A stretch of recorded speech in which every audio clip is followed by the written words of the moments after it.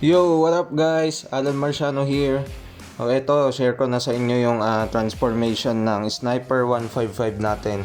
Bale yung sa thumbnail guys, hindi yun yung release ng bagong Sniper ngayon. Bale nagpa-repaint lang tayo kasi may mga gasgas na yung Sniper natin na to. So naisipan natin na gumastos ulit.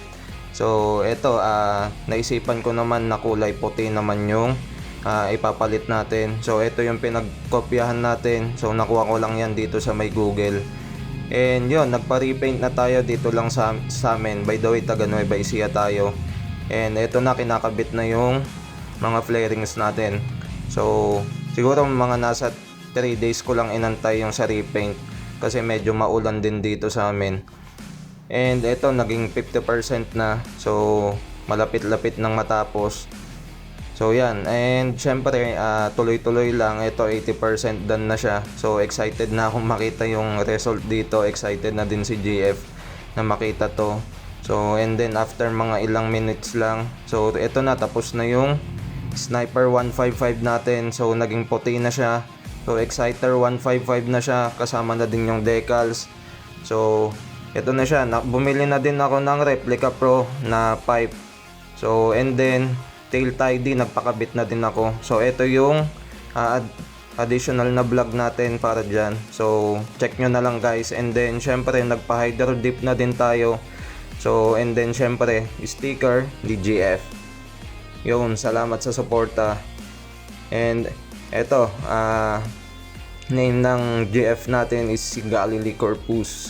So eto na, natapos na yung Sniper 155 natin.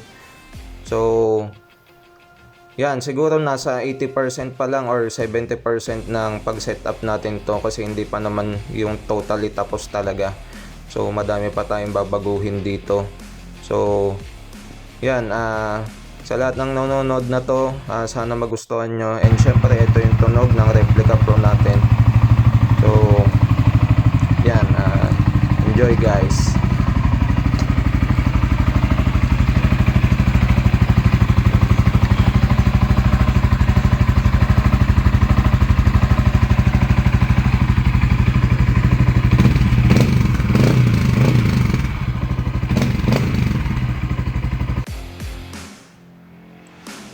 So yan, ito na yung kabuuan. So thank you Lord syempre. So may unit tayong ganito. And syempre like, share and subscribe na din. So salamat din sa GF ko. Kamsami. So yun, subscribe guys. Thank you. And sana nagustuhan nyo yung video na to. So God bless guys. And oops, yan, kung humihingi ka ng sign kung papagawa mo na din yung Sniper mo, ito na yung sign. Gumastos ka na din. Yeah.